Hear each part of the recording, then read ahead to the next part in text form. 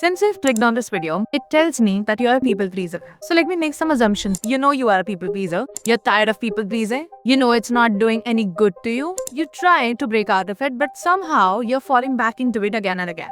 Now, if any of this is true, I can assure you that this is the last video that you need to watch on the subject of people pleasing to get rid of this habit. But then, who am I to teach you any of that? Hi, if you're new here, I'm Twaital and I'm on a mission to make every woman out there a brainy baddie. Which means that women can be multidimensional, they can be smart and sexy, financially independent and still family oriented, outgoing and yet introvert. And if this sounds interesting to you, then my channel is for people like you. So now let's get into this video. I am an assertive person. An assertive person is completely opposite of a people pleaser. But how do I know that? Let me share a personal incident with you. I was in the UK and a classmate of mine asked me for a favor. She wanted a place to crash for a couple of days and I had a couch available in my living area. So I said, yeah, you can come over. Now, I don't usually allow people in my personal space. So if I ever allow you, you are lucky. And hence, she was there. Since she was living on my couch, literally, so we started spending some time together. Now, the thing about spending time with someone is that it is a level of vulnerability. In my opinion, it allows people to study you, observe you, and then question their observations about you. And that's exactly what my friend did. She started picking up on my habits and behaviors and she started questioning them. Out of all the questions she asked me, the biggest one was, Twinkle, can you teach me how not to be a people pleaser? I'm a millennial, okay? I never had time to think about all of these questions and I literally never had time in my early years to reflect on myself and do this journaling and all of that. And I never really had time to observe these behavioral patterns unless I was questioned. So there, my friend, she had me. She had raised a question about my personality, and one thing about me is that I seek answers, always. I generally enjoy such conversations. I think that it makes you reflect on yourself a lot. So yeah, I vividly remember there I was sitting on the couch in the spring of March in United Kingdom and I said, interesting question. And as the conversation flew, I asked her back. I never thought that I wasn't a people pleaser. What makes you think that I'm not? And then she went on with her reasoning. She gave me some really interesting observations which I at that time wrote down in my journal and today I will read it out loud for you. She said to me, Twinkle, you say no without over-explaining. You allow others to be upset or disagree with you. You protect your personal time and energy so much. You speak honestly without caring about disappointing people. You exactly say what you need, even with your partner. And you do all of this as if you are not scared what anyone thinks of you. And after saying all these words, she gave me a blank stare. She was looking for an explanation as if all of these sentences or all of these observations that she had about me were actually accusations. But in my head, I just thought, wow, she's such a keen observer. Now here's the thing, I didn't realize up until that point that I never chose to be this person. I don't recall waking up one day and declaring, from now on I will not be a people pleaser. No, it didn't happen like that. I guess it all happened with the life experiences that I've had and my self-learnings which I applied back to my life. And if you recall all the observations that she gave me about me, you will see that there's a distinct pattern. And I think most people struggle to get rid of their people-pleasing habit because they fail to see this pattern. In one sentence, I would argue that people-pleasing stems from the fear of people. Hear me out. Most people-pleasing behavior stems from childhood, where from a very young age you are taught to be complacent and compliant, where being nice is the only way that you are taught to survive. And probably you have seen your elders behave like that, so that people-pleasing behavior becomes a normal for you. But then you step into the real world. When people around you aren't your family, they are your friends, your co-workers, or heck, even strangers. And when you show up as you are not, when you show up as this nice people pleaser, people start treating you like a pushover. And then you start wondering, what is wrong with me? Why do people take advantage of me? And then probably you want to change yourself, but there, changing your conditioning feels challenging. And I'm here to tell you that it is challenging, but it's not impossible. And if you start scraping off these people-pleasing tendencies, you will yourself realize that it's not because you're a nice person. It comes down to the fact that you're scared. You're scared of what other people think of you. You're scared of what opinions people will form about you if you disappoint them. And most people spend their lives thinking that they're not people pleaser, they're just being nice. Fuck nice. I hate that compliment. And if no one has told this to you before, let me explicitly state the signs that you're a people pleaser and then you can check it for yourself. Number 1, your body goes into paralysis before saying no to anyone. Number 2, you over-apologize if you ever do something wrong. Number 3, you always avoid conflict because you don't want to look like a difficult person. Number 4, in group settings, you're always following the lead of everyone else. You are agreeing with what everyone else is saying and you're just sat there downplaying yourself. Number 5, on the surface, you're always nice to the people even though you feel resentful towards them for treating you in a certain way. Number 6, you think the only way you could be loved is when you are useful. Number 7, you don't truly know what you actually want. Number 8, you have struggles in setting boundaries. Number 9, you like to think of yourself as a nice person. And number 10, you don't pay a single penny attention to your own needs. And then again, from time and ages, women were never rewarded to have a mind of their own or to share their own opinions.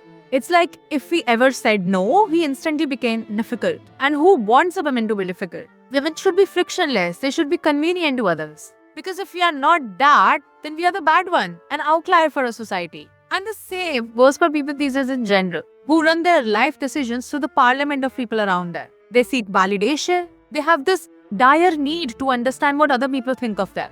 And the thing about this pattern is that the more people you're going to seek out, the more confused you will be. And you don't fully understand it, do you?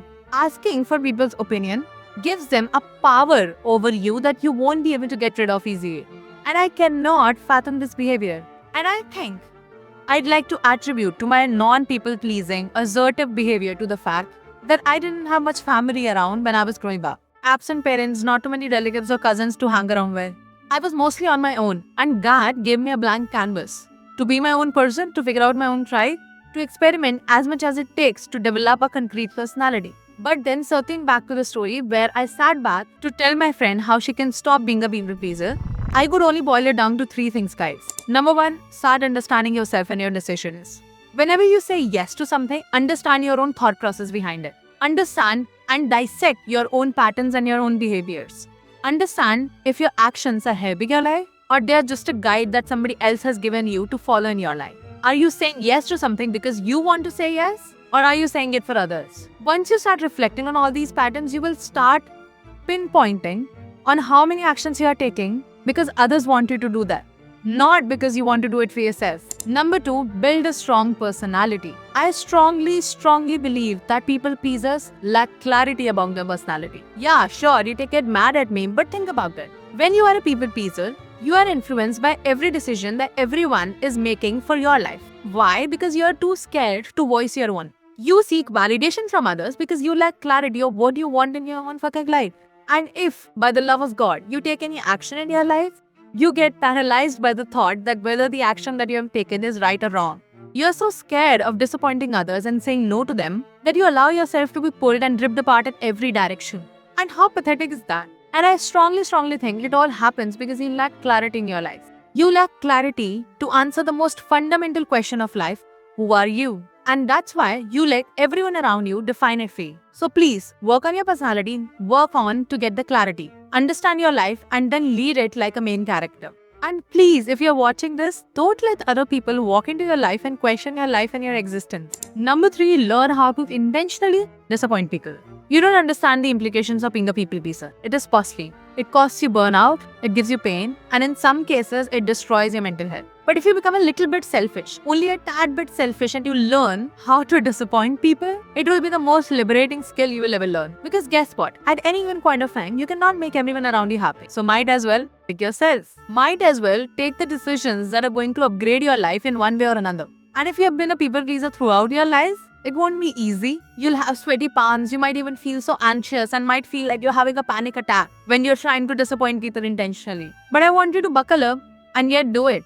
Intentionally start saying no, even when people show that they're disappointed in you, especially when people show that they're disappointed in you. Learn to stick to your decisions. Now, before I let you go, I put a poll up in my community asking what questions you had on this topic of people pleasing. And now, with that being said, I want to start something new in my videos. Whenever I be putting a poll about a topic, in that video, I'm going to come back here and actually answer your questions. So let's do this. First one's from Vedika, and she asked, how do you balance between standing up for yourself and not hurting others? Honestly, you don't balance it. Standing up for yourself and someone's feeling getting hurt aren't opposites. You don't need to weigh them against each other. Both of these things can be true at the same time, and that's fine. And here's my question to you, Vedika. Are you standing up for yourself to protect your peace, or are you doing it to punish people around you? If it is to protect your peace and someone get their feelings hurt, then that's not your job to manage. But if you're standing up for yourself so that people around you start feeling small, that's not a boundary.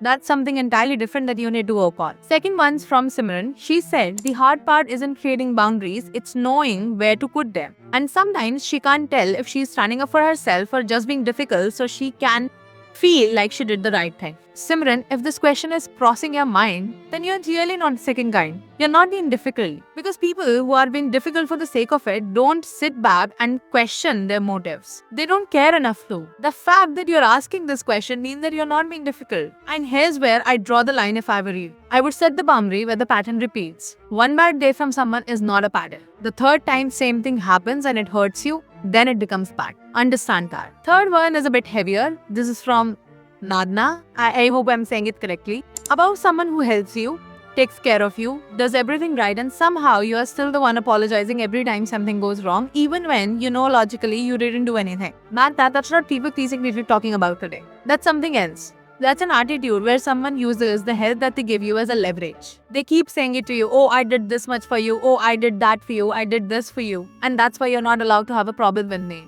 And that is not kindness. I feel this is a sort of manipulation because that's an imposition of thoughts and behaviors, and I would strictly suggest you to stay away from such people. They aren't good for your soul, trust me. I'm saying it from experience. Now guys, that's it for today's video. Now, if you have got questions like this, make sure that you're dropping them in the community tab of my YouTube channel. You might see your questions being answered here next time. And if you have watched the video thus far, know this guys, that people pleasing is a trait. Yes, it is cruel that it is embedded in us, but now you are on your own. Understand that you can get rid of people pleasing if you simply practice these 3 things that I shared with you. That's enough. That's it for today's video, and I will see you in the next one. But before that, don't forget to like and subscribe this channel. And if you like my content, please share this video with others and hype this one up. I will see you next time.